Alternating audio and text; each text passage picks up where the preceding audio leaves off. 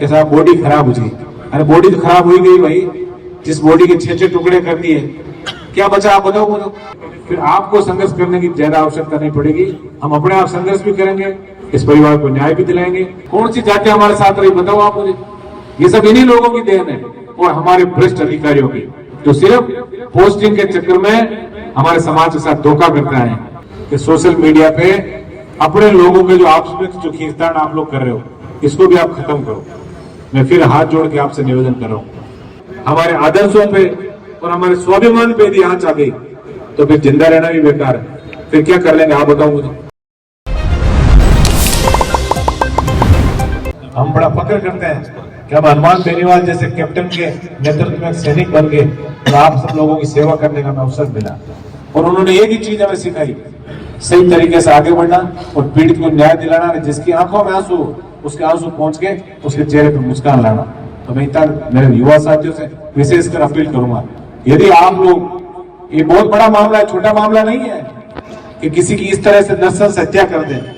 और बड़ी मजाक की बात है, कई लोग कहते हैं हम भी ऐसे कार्यक्रमों में जाते हैं कि साहब बॉडी खराब हो जाएगी। अरे बॉडी तो खराब हो ही गई भाई, जिस बॉडी के 6-6 टुकड़े कर दिए, क्या बचा आप बताओ मुझे। इन बातों को भी चिंता नहीं करनी। मैं तो इसके बेटे को वास्तव में मैंने सुना कि सही बात है कि वहां की लाश पड़ी हो और बेटा और पति हमारे सामने बैठे, फिर भी यदि बड़े लोगों का दिल नहीं पसीजे तो मैं तो कह रहा हूँ वो पत्थर दिल जो प्रशासनिक अधिकारी हो चाहे हमारे राजनेता हो, ऐसे परिस्थितियों के अंदर भी जिनका दिल नहीं पसीजा, धिक्कार ऐसे लोगों को, चाहे वो राजनीतिक हो चाहे प्रशासनिक अधिकारी हो।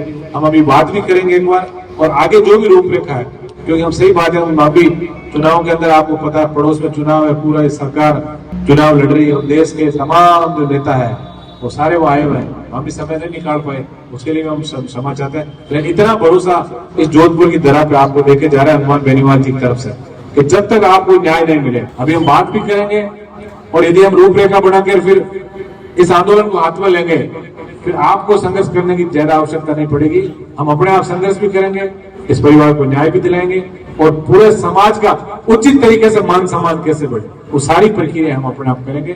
मैं तो इतना ही निवेदन युवा साथियों से करूंगा, कानून को अपने हाथ में नहीं लेना है और अनुशासित तरीके से, क्योंकि अनुशासन ही किसी भी आंदोलन की जो भूमिका सक्सेस की होती है उसके अंदर अनुशासन का बहुत बड़ा महत्व होता है। और ये जो है माइक, ये अच्छे व्यक्तियों को हाथ में देना है, आपको ध्यान रखना इस बात कि बहुत सारे लोग आएंगे उल्टी सीधी बातें करेंगे। सोशल मीडिया का जमाना है, आज हमारे समाज की प्रतिष्ठा भी दांव पे। कौन सी जाति हमारे साथ रही बताओ आप मुझे।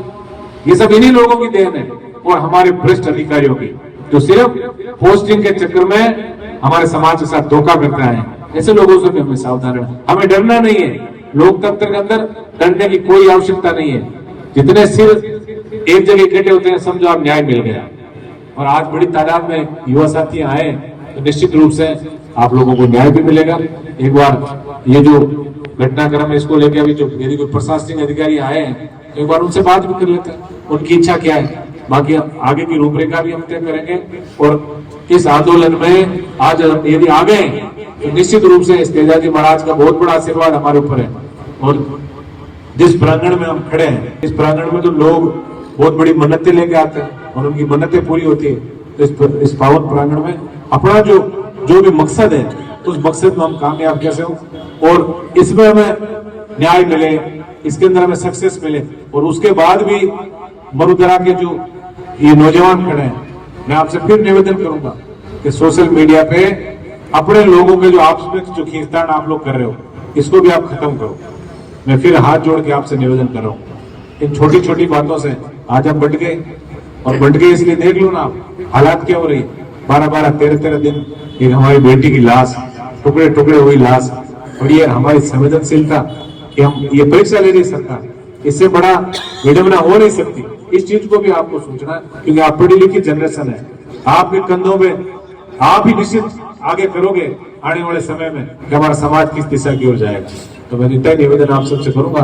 संक्षिप्त में ये बात कह के मैं अपनी वाणी को विराम दूंगा। हमें अनुशासित तरीके से इस कार्यक्रम को आगे बढ़ाना है, न्याय इस परिवार को दिलाएंगे, जैसा ही कह रहे हैं वैसा दिलाएंगे। और कुछ भटके हुए लोग जो है, चाहे उनकी विचारधारा अलग हो सकती है, उनको भी समझाएंगे हम लोग कि भाई आखिर तुम्हें राज प्राप्त करने के लिए कि जब तुम चुनाव लड़ते हो तो तुम्हें समाज याद आता है, लेकिन कायदा राजधर्म क्या है कि जब समाज को हमारी आवश्यकता पड़े, जब हमें समाज की आवश्यकता पड़ती है, तब तो हम पांव पकड़ लेते हैं, तब हम हाथ जोड़ लेते हैं।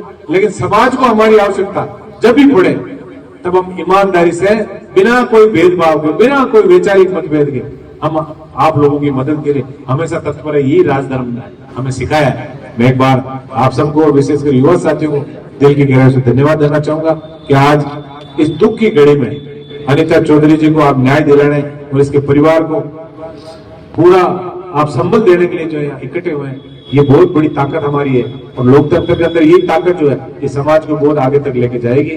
मैं एक बार यदि प्रशासनिक अधिकारी कोई आए हुए हैं, एक बार उनसे बात कर लेंगे, और जो भी और खड़े हैं और मेरी आवाज सुन रहे हैं तो कान खोल के सुन भी ले। ये पवित्र धरती है तेजाजी महाराज की, और यहाँ ऐसे नोटिस चस्पा करके आप ये जो एक उल्टी जो रस्म जो चला रहे हो, ये कहीं नहीं घातक भी सिद्ध हो सकती, क्योंकि तेजाजी हमारे आदर्श है। तेजाजी के आदर्शों को हम आने वाली पीढ़ी के अंदर स्थापित करना चाहते हैं। और यहाँ यदि आपने कोई गलत काम किया तो सीकर का जाट हॉस्टल याद कर लेना। सीकर जाट हॉस्टल में एक बार पुलिस घुसी थी, उसके बाद पता नहीं चला, आपको सब ध्यान है कि क्या मामला हुआ। ऐसा हम चाहते भी नहीं है, ऐसा प्रशासनिक और हमारे बीच कोई टकराव हो, लेकिन हमारी अस्मिता पे, हमारे आदर्शों पे और हमारे स्वाभिमान पे यदि आंच आ गई तो फिर जिंदा रहना भी बेकार है। फिर क्या कर लेंगे आप बताओ मुझे। इतना बड़ा हमारा समाज है और छोटी छोटी बातों के लिए और ऐसा सही न्याय मांगने के लिए भी हमें इतना संघर्ष करना पड़े, इसका मतलब आज हमारी स्थिति क्या है, इस बारे में भी आप लोग गौर करना। क्योंकि मरुधर जो है ये मारवाड़ पे सारी निगाहें टिकी हुई देश और प्रदेश की, कि कोई सशक्त नेतृत्व यदि कोई किसान कौम का आएगा तो कभी न कभी मारवाड़ की धरती से आएगा। इसलिए ये आपसी खींचतान को छोड़ो और अभी भी समय है, तुम लोग समझ जाओ। खाली सोशल मीडिया के शेयर बढ़ने से कुछ नहीं होगा, ईमानदारी से आगे बढ़े, अच्छे व्यक्ति के साथ चले, अच्छी पॉजिटिव चीजें जो है वो सोशल मीडिया में आगे बढ़े। ऐसा कोई मामला यदि होता हो तो इसके अंदर सारी वैचारिक मतभेद को भुला के